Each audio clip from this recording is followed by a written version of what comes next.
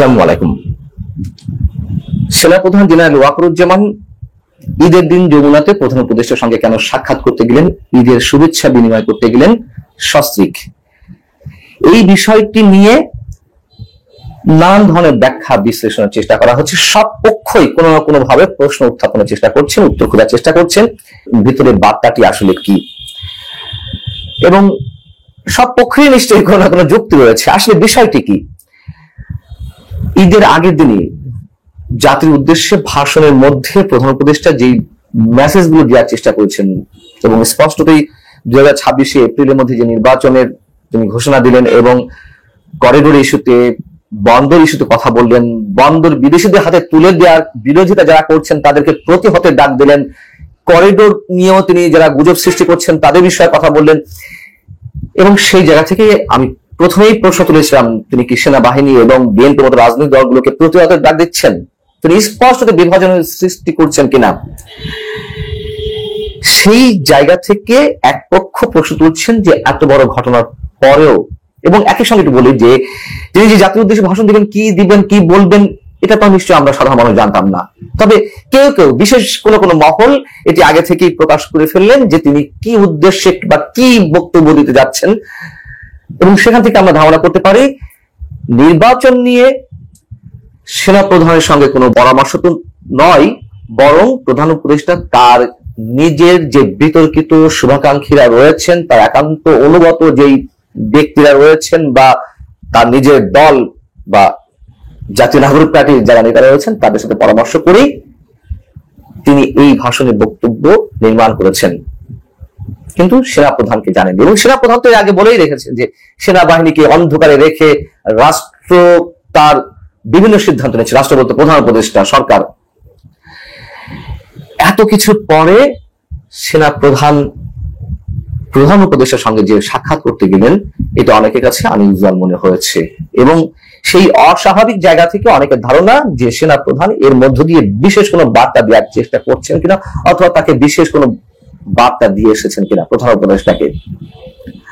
আবার আর এক পক্ষ বলছেন যে সেনাপ্রধান যেহেতু এত কিছুর পরেও, যেখানে সেনাবাহিনী বা বিএনপির মতো রাজনৈতিক দলগুলোকে প্রতিহতের ডাক দিচ্ছেন, স্পষ্টত একটা চরম বিভক্তির সৃষ্টি করার পরও সেনাপ্রধান গিয়েছেন দেখা করতে, সৌজন্য সাক্ষাৎ করতে, তাহলে কি তাদের মধ্যে আন্ডার টেবিল কোনো এগ্রিমেন্ট হয়ে গেছে, আন্ডার টেবিল ডিল হয়ে গেছে? তারা কি পরামর্শক্রমে অথবা সেনাপ্রধানকে কোনো না কোনো শক্তির মাধ্যমে প্রধান উপদেষ্টা হাত করে নিয়েছেন বা তার অনুগত করে ফেলেছেন কিনা? এই প্রশ্নগুলো যৌক্তিক হতে পারে, কিন্তু আমার একটি ব্যাখ্যা আছে মাঝামাঝি। সেটা হচ্ছে একটি একেবারেই রাষ্ট্রীয় আচার। খোঁজ নিয়ে দেখুন, একটু রিকল করে দেখুন,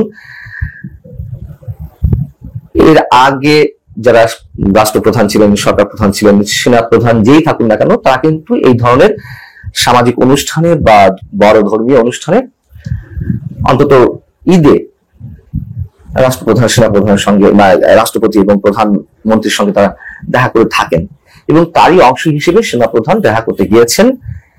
শুধু যে প্রধান উপদেষ্টার সঙ্গে দেখা করেছেন সস্ত্রীক তা নয়, তিনি কিন্তু রাষ্ট্রপতির সঙ্গেও দেখা করেছেন। এই বিষয়টা আমাদের ভুলে গেলে চলবে না। আমি বরাবরই বলে আসছি, এখন আমার বিশ্বাস, এটি আমার বিশ্বাস, সেনাপ্রধান এখনো রাইট ট্র্যাকে আছেন। তিনি এর মধ্যে এখনো পর্যন্ত কোনো অস্বাভাবিক মন্তব্য বা অস্বাভাবিক কোনো কর্মকাণ্ড করেননি।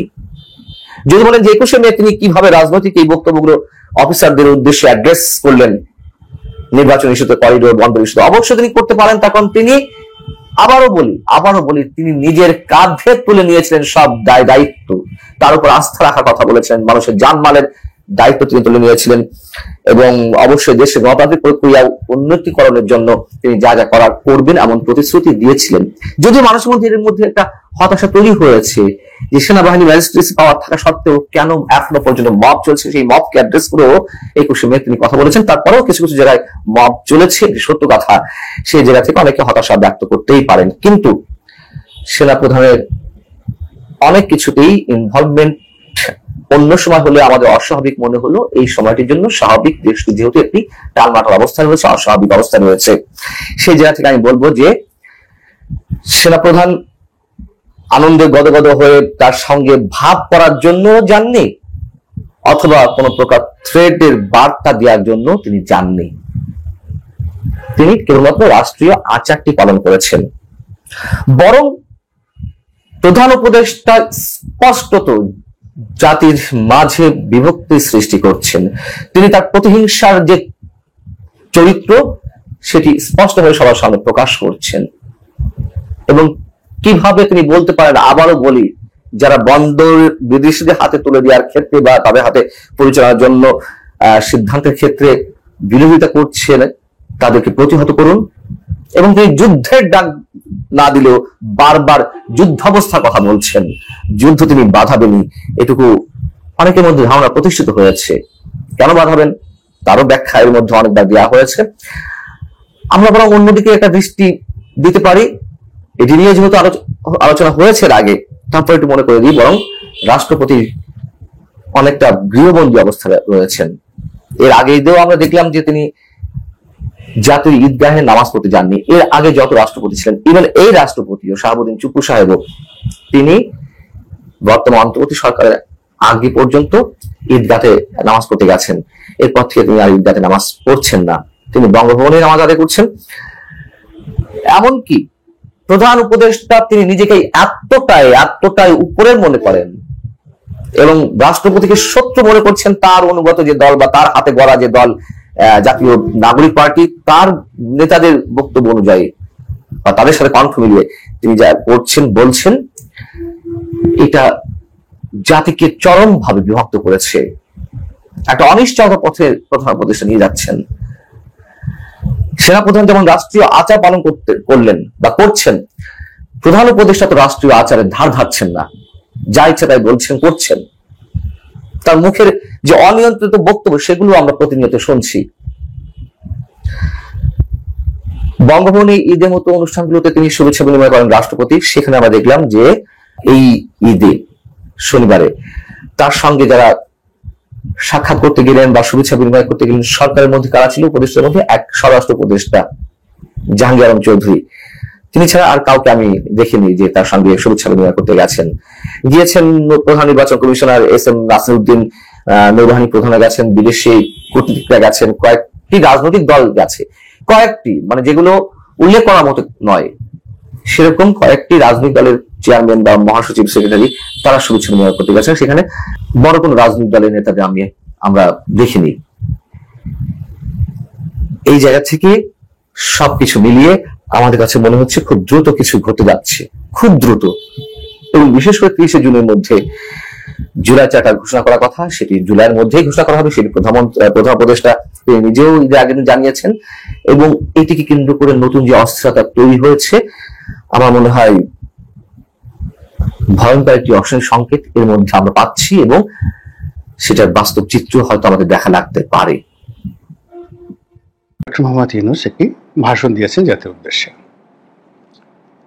তার এই ভাষণ কেবলমাত্র ঈদের শুভেচ্ছা বিনিময় ছিল না, এটি গতানুগতিক ছিল না।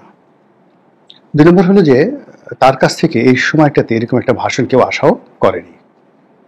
আমাদের দেশে সাধারণত নির্বাচিত যারা জনপ্রতিনিধি হন, রাষ্ট্রপতি অথবা প্রধানমন্ত্রী, তারা ভাষণ দেন। ভাষণ শুনুক বা না শুনুক, কিন্তু তারা ভাষণ দেন। তাদের কাছে জনগণের একটা এক্সপেকটেশন থাকে এবং এটি একটা ট্র্যাডিশন। তো সেই দিক থেকে যেহেতু ডক্টর মোহাম্মদ ইউনূস কোনো নির্বাচিত প্রতিনিধি নন, তো বারে বারে তিনি জনগণের কাছে এসে তিনি ভাষণ দেবেন অথবা প্রিয় দেশবাসী বলবেন। মানে একজন অনির্বাচিত ব্যক্তির মুখ থেকে প্রিয় দেশবাসী যে শব্দটি, এটি আসলে মানুষ আশা করে না, এটি শুনতে ভালো লাগে না। তো সেদিক থেকে তিনি যে কবারই আসছেন, এসে প্রিয় দেশবাসী বলছেন, ততবারই মানুষের কানে এই শব্দগুলো বেজেছে। যাই হোক, তিনি যদি পবিত্র ঈদুল আজহার শুভেচ্ছা জানাতেন, তার মাথায় যদি একটা টুপি থাকতো, তিনি যদি, যেহেতু তিনি ইসলামপন্থীদেরকে রিপ্রেজেন্ট করেন এবং বাংলাদেশে যারা তৌহিদি জনতা রয়েছেন, তিনি বলতে গেলে এখন তৌহিদি জনতার সবচেয়ে আকর্ষণীয় বস্তু, আকর্ষণীয় মানুষ, আকর্ষণীয় মনুমেন্ট। তো সেদিক থেকে যদি সবাইকে বলতেন আসসালামু আলাইকুম ওয়া রাহমাতুল্লাহি ওয়া বারাকাতুহু, এভাবে বলতেন। অথবা তিনি বলতেন নাহমাদুহু ওয়া নাস্তাইনুহু ওয়া নাস্তাগফিরুহু ওয়া নাউযু বিল্লাহি মিন শুরুরি ওয়া আনফুসিনা ওয়া মিন সাইয়্যাতি আমালিনা, এভাবে শুরু করতেন। এবং এটা ওনার জন্য কোনো বিষয় ছিল না। উনি ইংরেজি ভাষা জানেন, বাংলা ভাষা জানেন, চট্টগ্রামের আঞ্চলিক ভাষা জানেন, তো সেখানে আরবিতে এরকম 10-12টি লাইন এটা তো দেখে দেখে পড়েছেন উনি। এগুলো দিয়ে যদি তিনি শুরু করতেন তাহলে এই জিনিসটা সুবিধা হতো। কিংবা পবিত্র ঈদুল আজহা, এটার মর্মবাণী কি, কোরআনে কি বলা হয়েছে, হাদিসে কি বলা হয়েছে, এগুলো নিয়ে 20-25 সেকেন্ড যদি তিনি কথা বলতেন, তাহলে তার যারা শুভার্থী, ইসলামপন্থী যারা লোকজন রয়েছেন, তারা খুব খুশি হতেন। তো তিনি সেই কাজটি করেননি। এবং এই যে পবিত্র ঈদুল আজহার যে ভাব গাম্ভীর্য, শুভেচ্ছা জানানো, এটাও না করে এই সময়টিতে তিনি তার নিজের গুণগান করার চেষ্টা করেছেন। তিনি কি করেছেন অতি পূর্বে, যা এখনো কেউ করেননি। তারপর তার বক্তব্যে তিনি ইচ্ছাই হোক অনিচ্ছাই হোক, ভয়ে হোক খুশিতে হোক আনন্দে হোক, তিনি শেখ হাসিনাকে নিয়ে একটি ভয়ঙ্কর মন্তব্য করেছেন। তার জন্য, মানে শেখ হাসিনার জন্য নয়। তিনি বলেছেন পলাতক প্রধানমন্ত্রী। তো তিনি এই যে পলাতক প্রধানমন্ত্রী, এই কথার মাধ্যমে যদি কেউ ধরে নেয় যে তিনি ডক্টর মোহাম্মদ ইউনূস শেখ হাসিনাকে এখনো প্রধানমন্ত্রী হিসেবে স্মরণ করছেন, মান্য করছেন, কিন্তু তাকে প্রেজেন্ট টেন্স বলছে না, তিনি পালিয়ে গেছেন। তো শেখ হাসিনা যেহেতু পালিয়ে গেছেন, এখন গদি তো খালি থাকবে না, এই জন্য তিনি ওই জায়গাতে অন্তর্বর্তীকালীন শেখ হাসিনা না আসা পর্যন্ত তিনি সেখানে বসেছেন। এইভাবে যদি কেউ ব্যাখ্যা করে, আপনি কি বলবেন? তার এই কথাটা বলার কোনো দরকার ছিল না। তিনি বলতেন যে সাবেক প্রধানমন্ত্রী বা সাবেক সরকার যে কাজ করে গেছে, বা শেখ হাসিনা যেভাবে কাজ করে গেছেন, এই ক্ষতি হয়েছে। কিন্তু তিনি যখনই পলাতক এবং প্রধানমন্ত্রী দুটো শব্দ একত্র করেছেন, এটি একটা প্রেজেন্ট টেন্সে পরিণত হয়েছে, এবং এটাকে বলা হয় প্রেজেন্ট পারফেক্ট কন্টিনিউয়াস টেন্স। অতীত থেকে শুরু হয়ে এখন পর্যন্ত চলছে, মানে তিনি প্রধানমন্ত্রী কিন্তু পলাতক পদে আছেন এখন পর্যন্ত। তো এই ভুলগুলো হয়ে যায় মানুষ যখন খুব বেশি গেমিং করতে চায়, খুব বেশি রিমিক্স করতে চায়, খুব বেশি আশ্চর্য করে দিতে চায় মানুষকে, খুব বেশি জনপ্রিয় হতে চায়, তখন এই ধরনের সমস্যা হতে পারে। তো সেই দিক থেকে আমি এই যে তিনি শেখ হাসিনাকে পলাতক প্রধানমন্ত্রী বললেন, এটা নিয়ে আলাদা একটা ভিডিও করব এবং সেটা আপনাদের ভালো লাগবে আশা করি। যাই হোক, এনিওয়ে, তো তিনি কেবলমাত্র তার এই বক্তব্য ঈদুল আজহা, পবিত্র ঈদুল আজহা, এর মধ্যে তিনি রাখেননি, সীমাবদ্ধ রাখেননি। এবং তিনি, আমি তার ভাষণটি ওইভাবে কি বলবো, আমাকে ওরকম আকর্ষণ করেনি। আমি দেখেছি হালকা একটু, কিন্তু পবিত্র ঈদ উল আজহা এই শব্দটি তিনি উচ্চারণ করেছেন কিনা আমি বলতে পারবো না। এর কারণে একটা শক্ত শব্দ, আরবি উচ্চারণ স্পষ্ট না হলে এই শব্দটি ভালো হয় না। তো যাই হোক, তিনি সেটি কিভাবে বলেছেন, তার গুণমুগ্ধ লোকজন কিভাবে নিয়েছেন, সেটি বড় কথা নয়। বড় কথাটা হলো তিনি এই পবিত্র ঈদুল আজহার এই ভাব গাম্ভীর্য, matter of sacrifice, matter of purity, তারপর যাকে বলা হয় ম্যাটার অফ হেরিটেজ, এই সব কিছুর বাইরে গিয়ে তিনি রাজনীতিকে টেনে নিয়ে এসেছেন। আত্মতৃষ্টি এবং আত্ম যে সন্তুষ্টি, এটিকে তিনি সামনে নিয়ে এসেছেন। এবং এখানে রাজনীতির তুরুপের তাসগুলো নিয়ে তিনি যেভাবে ট্রাম্প কার্ড ছুঁড়েছেন, ফলে তার এই ভাষণটি একটা নাতি দীর্ঘ ভাষণে পরিণত হয়ে গেছে। সেই যে বিখ্যাত গেটিসবার্গ বক্তব্য দিয়েছিলেন আব্রাহাম লিঙ্কন, আমাদের ইউনূস সাহেব কথা বলতে এত পছন্দ করেন, এবং তিনি যদি মার্কিন পার্লামেন্টে এভাবে সময় পেতেন, ব্রিটিশ পার্লামেন্টের সময় পেতেন, এই দুটো পার্লামেন্ট তো বিখ্যাত, এবং তাকে যদি বলা হতো যে আপনি গেটিসবার্গ বক্তব্যের যে রেকর্ডের ভেঙে ফেলেন, ইংরেজিতে বলেন বা বাংলায় বলেন, তিনি কিন্তু সেটা ভেঙে ফেলতে পারতেন। তার কথা বলার, বিশেষ করে ইংরেজিতে কথা বলার যে আগ্রহ, আর সাদা চামড়া মানুষদেরকে দেখলে তার মনের মধ্যে যে আনন্দ হয়, বিদেশিদের সামনে কথা বলতে তিনি যে স্বাচ্ছন্দ্য অনুভব করেন, ওটা সাধারণত আমাদের সঙ্গে কথা বলতে তিনি স্বাচ্ছন্দ্য অনুভব করেন না। আমাদেরকে দেখলেই তার মেজাজ গরম হয়ে যায়। এর কারণ হলো যে আমরা এই 10 মাসে তাকে বাংলাদেশের কোনো সাংবাদিকদের সঙ্গে ওইভাবে পাবলিকলি তাদেরকে যে প্রেস অ্যান্ড মিডিয়া এটা মোকাবেলা করতে দেখিনি। তিনি নুরুল কবির সাহেবের সঙ্গে কথা বলেছেন, মতিউর রহমান সাহেবের সঙ্গে কথা বলেছেন, তারপর মাহফুজ আনাম সাহেবের সঙ্গে কথা বলেছেন ডেইলি স্টারে। তো ডেইলি স্টার, প্রথম আলো, নিউ এজ, মানে ক্যাটাগরিক্যালি এদেরকে, এই তিনজনকে তিনি ধরে নিয়েছেন যে না, এরা সাদা চামড়া না হলেও সাদা চামড়ার মতোই, আর এরা বাংলাদেশের একেবারে টপ অফ দ্য লেভেল সব দিক থেকে, ফলে এদের সাথে ব্যবসা বাণিজ্য না করা গেলেও কথাবার্তা বলা যাবে আর কি। তো যাই হোক, এনিওয়ে, তো সেই ডক্টর মোহাম্মদ ইউনূস তার যে বক্তব্য দিয়েছেন, সেই বক্তব্যে তিনি অসাধারণ কতগুলো কৌশল অবলম্বন করেছেন। তার সেই বক্তব্যের মধ্যে আন্তরিকতা ছিল না, সততা ছিল না, ডিভোশন টু দ্য নেশন এটা ছিল না। কেবলই মাত্র এখানে চাণক্য নীতি তিনি প্রয়োগ করেছিলেন। কেন করেছিলেন, কিভাবে করেছিলেন, সে বিষয়গুলো বলবো। ফার্স্ট থিং হলো যে এখানে বিএনপি একেবারে রেজিস্ট অবস্থায় আছে, ডিসেম্বরের মধ্যে নির্বাচন হতে হবে। আর ডিসেম্বরের মধ্যে যদি নির্বাচনের ব্যাপারে সরকার গুরুত্বপূর্ণ ভূমিকা পালন না করে বা সিদ্ধান্ত না নেয়, সেক্ষেত্রে বিএনপি নিজেরাই শিডিউল ঘোষণা করে নির্বাচন অনুষ্ঠানের আয়োজন করবে, যেভাবে মেয়র ইশরাক সাহেব ঢাকার মেয়র পদে বসার জন্য সিদ্ধান্ত নিয়ে ফেলেছেন। এবং তিনি নিজে নিজে শপথ পড়বেন, তারপরে চেয়ার বসবেন এবং ওখানে কিভাবে টোটাল একটা বিপ্লবী সরকারের আদলে একটা বিপ্লবী ঢাকার দক্ষিণ সিটি কর্পোরেশন তিনি পরিচালনা করবেন, সেটা একটা মাস্টার প্ল্যান তিনি যেভাবে করেছেন। তার যে দল বিএনপি, তারাও বসেনি, তারাও ডক্টর মোহাম্মদ ইউনূসের সঙ্গে টেক্কা দিয়ে, চ্যালেঞ্জ জানিয়ে তারা নিজেরা সেই নির্বাচনের শিডিউল ঘোষণা করে সেই শিডিউলের অনুযায়ী তাদের যারা রাজনৈতিক বন্ধু বান্ধব রয়েছে, দল রয়েছে, সহযোগী রয়েছে, তাদেরকে নিয়ে তারা একটা ইউনিক নির্বাচন আয়োজন করবেন। এর ফলে ডক্টর মোহাম্মদ ইউনূসের কোনো অস্তিত্ব থাকবে না। এটা ডিসেম্বর ডেডলাইন। এবং সেখানে দলের যে শীর্ষ নেতা জনাব তারেক রহমান, তিনিও অত্যন্ত কঠোর হস্তে বললাম এই কারণে যে তিনি ডিসেম্বরের মধ্যে নির্বাচন হতে হবে এই কথা বলার জন্যে, ঘোষণা দেওয়ার জন্য তিনি তার কণ্ঠের সর্বোচ্চ শক্তি প্রয়োগ করেছেন। কণ্ঠে খুব জোরে জোরে তিনি কথা বলেছেন। 2 নম্বর হলে কথা বলতে গিয়ে তিনি তার যে পেশি, মুখের পেশি, এগুলোকে ইতিহাসের মধ্যে সবচেয়ে বেশি শক্ত করে ফেলেছেন। এবং কথা বলতে গিয়ে, জনগণকে উত্তেজিত করতে গিয়ে তিনি তার হাতকে প্রসারিত করে একেবারে আকাশের দিকে উঠিয়ে ফেলেছিলেন এবং 2 হাত আঙুল উঁচা করে।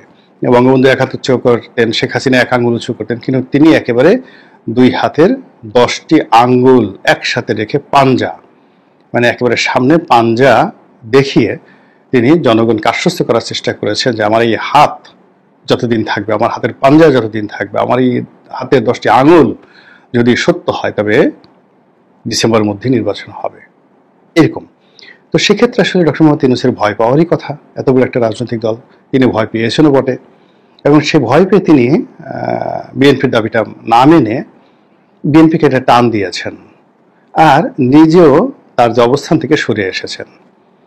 তো তার যে ডিসেম্বর থেকে জুনের মধ্যে যে একটা অনির্দিষ্ট, অস্পষ্ট ভাষণ দিয়ে তিনি যেভাবে মানুষকে বিভ্রান্ত করেছেন, ঠিক সেই জায়গা থেকে নেমে এসে তিনি এখন ডিসেম্বর মাসের 9, যাকে বলা হয় এপ্রিল মাসের প্রথম সপ্তাহে নির্বাচনের ব্যাপারে একটা ডেডলাইন ঘোষণা করেছেন। আর বলেছেন যে আমি আমার কথা বলে দিলাম, এখন ইলেকশন কমিশন ডিসেম্বর মাসের প্রথম সপ্তাহের কয় তারিখে নির্বাচন হবে সেটার অনুযায়ী তারা তফসিল ঘোষণা করবে। তো এতে করে যারা সাধারণ মানুষ, তারা চিন্তা করবেন যে এই লোক আর কি করবে বলেন। বিএনপির দাবি অনুযায়ী তিনি তো সেই এপ্রিল, তারপরে মে, জুন, মানে 3 মাস পিছিয়ে এসেছেন। তো 3 মাস যদি তিনি পিছিয়ে আসেন, তাহলে বিএনপিরও তো 3 মাস এগিয়ে গেলে অসুবিধাটা কি? জানুয়ারি, ফেব্রুয়ারি, মার্চ 3 মাস এগিয়ে গেলে তাদের তো কোনো অসুবিধা নেই। এরকমভাবে টানা হেসরা যখন হয়, তখন পথটি পিচ্ছিল হয়ে যায়, রিল্যাক্স হয়ে যায়। যেমন আপনি ধরেন একটা গরু, তো সেটাকে একেবারে বা এমনভাবে তার গলার রশিটা বেঁধে একটা গাছের সাথে বেঁধে দিলেন যে সে একটু নড়তে পারলো না। কিন্তু দুটো গাছের সঙ্গে যদি আপনি দুটো দড়ি বাঁধেন এবং অন্তত পক্ষে আরো 10-20 গজ তাকে একটা রিল্যাক্স দিয়ে দেন, তাহলে গরুটা কিন্তু ডানে যাবে, বামে যাবে, সামনে যাবে, পেছনে যাবে, আপনাকে গুঁতো মারতে আসবে। মানুষের জীবনে যদি আপনি কোনো একটা পথকে মসৃণ না করে পিচ্ছিল করে দেন, কলা গাছে যেভাবে তেল মেখে বানরের যে কলা গাছ ওঠানোর মতো অবস্থা তৈরি করতে চান, তখন সেখানে আপনি এরকম ঢিলা ঢালা কথাবার্তা বলবেন। একবার সামনে আসবেন, একবার পেছনে যাবেন। একবার উত্তরে যাবেন, একবার দক্ষিণে যাবেন, এবং এই কাজগুলো করার ফলে কি হচ্ছে যে একটা এলাস্টিসিটি থাকে সমাজের। সেই আপনারা দেখছেন রাবারের একটা সংকোচন এবং প্রসারণ শক্তি থাকে। তো বারবার যদি আপনি রাবারকে টানেন, রাবারের প্যান্ট যারা পরছেন ছোটকালে মনে আছে যে একটা সময় সেটার যে ইলাস্টিসিটি এটা ছেড়ে দিত, তখন এই প্যান্টগুলো খুলে পড়তো, বাচ্চা ছেলেদের মেয়েদের প্যান্ট খুলে পড়তো। তো ওইরকম একটি অবস্থা। তো এখন রাজনীতিরও প্যান্ট খুলে পড়ার অবস্থা হয়েছে। এর কারণ হলো ডিসেম্বর থেকে জুন এর মধ্যে যে কোনো দিন হতে পারে। ভালো, এইভাবে 10 মাস কাটালেন। এখন বাকি 4-5 মাস যদি আপনি সেই এপ্রিল মাসের এই সময়টার মধ্যে কাটিয়ে ফেলেন, আর এপ্রিল মাসের মধ্যে যদি কোনো ঠাডা পড়ে, মানে বজ্রপাত হয়, তারপর শেষে কোনো কালবৈশাখীর ঘূর্ণিঝড় হয়, অন্য কোনো সমস্যা হয়, তাহলে আপনি 2-4 মাস আপনি পিছিয়ে দিতেই পারেন। জাতির কাছে সে কথা বলতে আপনার কোনো অসুবিধা হবে না। কিন্তু এর মধ্যে যেটা হবে যে এই যে বিএনপি তার ডিসেম্বরের দাবি থেকে যদি সে মানে ঘূর্ণাক্ষরে জানুয়ারি পর্যন্ত যায়, তাহলে বিএনপির সর্বনাশ। তো এটা কেবলমাত্র একটা অনেস্ট ঘোষণা নয়, এটা সুন্দর নির্বাচন অনুষ্ঠান করার একটা প্রক্রিয়া নয়, বা সুন্দর একটি নির্বাচন করে একটা গণতান্ত্রিক বিধি ব্যবস্থা প্রতিষ্ঠা করার জন্য একটা অক্লান্ত পরিশ্রম লব্ধ চেষ্টা নয়। এটি ডিপ্লোম্যাসি, এটি চাণক্য নীতি, এটিকে আর কি বলতে পারেন, ম্যাকিয়াভেলির থিওরি। এবং সে অনুযায়ী তিনি এই কাজটি করেছেন, এবং এই কাজটি এমন একটা সময় করেছেন, সেটা হলো এই পবিত্র ঈদুল আজহার বক্তব্য দেওয়ার সময় কাজটি করেছেন। ফলে মানুষের যে ব্যস্ততা, এবং সামনে আমি যখন এই ভিডিওটি করছি তখন পবিত্র ঈদুল আজহার যে লম্বা ছুটি, ঐতিহাসিক 10 দিন ছুটি জাতি ভোগ করছে, এবং এই সময়টার মধ্যে আবার তিনি ইংল্যান্ডে চলে যাচ্ছেন। তার সময় এই ভাষণটা দেওয়া, ইতিমধ্যে ভাষণটা দেওয়া, সব মিলিয়ে একটা জটিল পরিস্থিতি তৈরি করে ফেলেছে। এবং আরও একটা আশ্চর্য ব্যাপার হলো, তিনি এই ভাষণটি দেওয়ার আগে চুল কেটেছেন। নর্মালি তার চুল একটু বড় থাকে, লম্বা লম্বা চুল কানের উপর দেওয়া অবিন্যস্ত অবস্থায় থাকে, এবং এটাই তার একটা স্টাইল। এই স্টাইলগুলো তিনি ফলো করেন, এবং যে যাই বলুক না কেন তিনি এগুলো নিয়ে দেশের বাইরে দিদার্সে ঘুরতে থাকেন। কিন্তু এবার এই ভাষণের সময় দেখলাম যে ঈদ উপলক্ষে তিনি চুল কেটেছেন, এবং এই যে আমার চুল এইভাবে যেভাবে রয়েছে এরকমভাবে তিনি ছোট ছোট করে চুল কেটেছেন। সাধারণত এটা দেখা যায় না। তো কাজেই এই যে তার যে প্রস্তুতি, তার যে অভিব্যক্তি, এবং তিনি যে কথাবার্তাগুলো বলেছেন, অন্য তার ভাষণগুলো দেখেন, সেই ভাষণের তুলনায় তার এই ভাষণটি ছিল অনেকটা আত্মপ্রত্যয়ী এবং অনেকটা দৃঢ়তা নিয়ে। এবং তিনি মুখে যা বলছিলেন তার সঙ্গে তার চোখ ঠিকমতো কাজ করছিল না, কথা বলছিল না। চোখ এবং মুখ, একটা বিখ্যাত কবিতা আছে না, সৃষ্টি সুখের উল্লাসে। আপনার ভিতর থেকে যখন একটা সৃষ্টিশীল বিষয় আসে, সেটার একটা উল্লাস আপনার চোখে মুখে প্রকাশিত হয়ে যায়। তো তিনি জুন মাস থেকে এসে তিনি এখন এপ্রিল মাসে একটা নির্বাচন দেবেন। এটা তার মধ্যে একটা সৃষ্টির সুখের যে উল্লাস থাকবে, সেই উল্লাসটা তার চোয়ালে ছিল না, তার ঠোঁটে ছিল না, তার চোখে ছিল না। কেবলই মাত্র কণ্ঠনালী থেকে তিনি কিছু শব্দ উচ্চারণ করেছেন। ফলে কি হচ্ছে, যারা এই বিষয়গুলোর সামাজিকতা, এই বিষয়গুলোর মনস্তাত্ত্বিকতা, এই বিষয়গুলোর রাজনৈতিক গুরুত্ব এবং ঐতিহাসিক প্রেক্ষাপট এগুলো মূল্যায়ন করেন, তারা ডক্টর মোহাম্মদ ইউনূসের সাম্প্রতিক যে বক্তব্য, সেই বক্তব্যের মাধ্যমে কোনো সমাধান তো পাচ্ছেনই না, বরং অতিরিক্ত জটিলতার গন্ধ পাওয়া যাচ্ছে। আল্লাহ আমাদের সবাইকে হেদায়েত দান করুন এবং হেফাজত করুন। আসসালামু আলাইকুম ওয়া রাহমাতুল্লাহি ওয়া বারাকাতুহু।